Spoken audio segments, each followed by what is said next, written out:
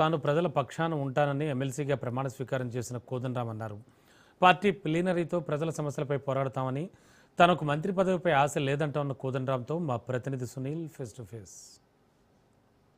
ఎన్నికల్లో ఉన్నటువంటి 2 ఎమ్మెల్సీ స్థానాలకు ఇటీవల కాలంలో గవర్నర్ ఆమోదముద్ర వేసి మంత్రి అజారుద్దీన్తో పాటు ప్రొఫెసర్ కోదండరాం ఇద్దరు కూడా ఎమ్మెల్సీగా ప్రమాణ స్వీకారం చేయడం జరిగింది. ప్రస్తుతం కోదండరాం గారు ఎట్లా చూస్తారు? దాదాపు చాలా రోజుల కాలం పెండింగ్లో ఉన్నటువంటి మీ స్థానాలకు గవర్నర్ ఆమోదముద్ర వేశారు, ఎట్లా చూస్తారు? ముందుగానైతే మేము ఇవాళ ఎమ్మెల్సీ కావటానికి కృషి చేసిన ముఖ్యమంత్రి గారికి, అదేవిధంగా లెజిస్లేటివ్ కౌన్సిల్కి నామినేట్ చేసిన గవర్నర్ గారికి కృతజ్ఞతలు తెలియజేస్తున్నాం.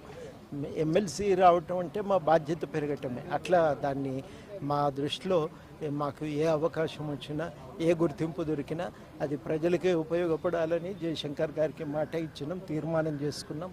ఇప్పటి వరకు 2014లో చేసిన తీర్మానానికి కట్టుబడే నిలబడి ఉన్నాం, పనిచేస్తున్నాం.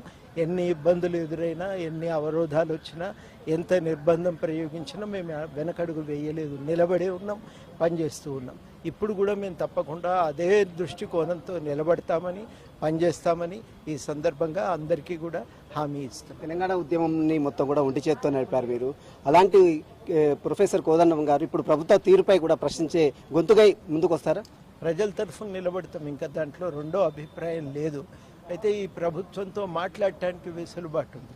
ఏ విషయమైనా మనం ప్రభుత్వం దృష్టికి తీసుకపోతే ఒక చర్చ జరుగుతుంది, ఓ పరిష్కారాన్ని వెతికే ప్రయత్నం జరుగుతుంది. మొన్నటిది టీసీ కార్మికుల సమ్మె ఒక ఉదాహరణ. అంతకుముందు 55 మంది కార్మికులు చచ్చిపోయినా వాళ్ళతో కనీసం చర్చలు కూడా జరగలేదు. ఈసారి సమ్మె ప్రారంభం కాగానే ప్రభుత్వం ఒక ప్రయత్నం అయితే చేసింది, కమిటీ వేసి స్పందించింది, ఒక పరిష్కారాన్ని చూపెట్టారు కార్మికులకు. అదేవిధంగా మిగతా ఈ రిటైర్డ్ ఉద్యోగులకు కూడా వాళ్ళకు కూడా న్యాయం చేయాలనే ఆలోచనతో ఉన్నది. ఇవి దృష్టిలో పెట్టుకొని మనం చేసే ప్రయత్నం ముందు మనం చేయాలి. మాట్లాడటం, వాళ్ళకు చెవులు వేయటము, ఒక పరిష్కారాన్ని సూచించటం, ఇవన్నీ మన బాధ్యతలు. ఈ బాధ్యతలు నిర్వర్తించడానికి మేము తప్పకుండా కృషి చేస్తూ ఉంటాం. ఆ తర్వాత ఏ అవకాశం దొరికినా ఇంకా ఈ పని వేగవంతంగా ముందుకు తీసుకుపోవటానికి పూనుకుంటాం. కాంగ్రెస్ మేనిఫెస్టోలో ఉద్యమకారులకు ప్రధాన పీట వేసింది. గతంలో కూడా చాలా అంశాలను పొందుపరిచింది, భూమి కావచ్చు, ఉద్యోగాలు కావచ్చు. కానీ ఇప్పటివరకు ఒక్క సమస్య కూడా సాల్వ్ కాలేదు. దీనిపై ఏమైనా పోరాటం చేస్తారా ప్రభుత్వం? ప్రభుత్వం కూడా కమిటీ వేయటానికి సిద్ధపడింది. ఆ కమిటీ తొందరగా వేయాలని చెప్పి అడుగుతాం. కమిటీ వేస్తే ముందు ఉద్యమకారులను గుర్తిస్తే వాళ్ళకి ఏం చేయాలి, ఎట్లా చేయాలనేది నిర్ణయించుకోవడానికి అవకాశం కలుగుతుంది. ఆ పని వేగవంతం చేయాలని కోరుతుంది. జనసమితి నేతల్ని ఈ సంబంధించిన నామినేట్ పోస్టులు ఏమైనా భర్తీ చేయడానికి మీరు ఏమైనా ప్రపోజల్ పెట్టారా? ప్రపోజల్ ఉంది, దానికోసం ప్రయత్నం చేస్తున్నాం.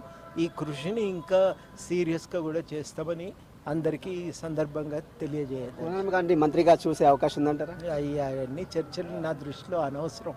కొంతకాలంగా పెండింగ్లో ఉన్నటువంటి ఎమ్మెల్సీ స్థానాలకు గవర్నర్ ఆమోదముద్ర వేయడంతో ఎమ్మెల్సీగా ప్రమాణ స్వీకారం చేయడం, ఇక తమకు అవకాశం ఇచ్చినటువంటి ముఖ్యమంత్రితో పాటు గవర్నర్కి కృతజ్ఞతలు తెలిపారు. ఖచ్చితంగా తన పోరాటం ఏదైతే తెలంగాణ ఉద్యమంలో ఏదైతే పోరాటం చేశారో అదే తరహాలో ఇప్పుడు ప్రభుత్వ తీరుపై కూడా ఖచ్చితంగా పోరాటం చేస్తాము. ప్రభుత్వం కొంత వెసులుబాటు ఉంది, ఖచ్చితంగా ప్రజా సమస్యల గురించి చర్చించడానికి సమయం ఇస్తుంది. కాబట్టి ఖచ్చితంగా రాబోయే కాలంలో ఉద్యమకారులకు సంబంధించిన అంశాలు కావచ్చు, అదేవిధంగా రిటైర్ ఉద్యోగులకు సంబంధించిన అంశాలు కావచ్చు, చాలా వరకు తమ గొంతుకై ప్రభుత్వాన్ని ఖచ్చితంగా ప్రభుత్వంపై పోరాటం చేస్తామంటూ కూడా ప్రొఫెసర్ కోదండరాం ఎమ్మెల్సీ చెప్తున్న పరిస్థితి. భరత్ సునీల్ రాజ్ న్యూస్, హైదరాబాద్.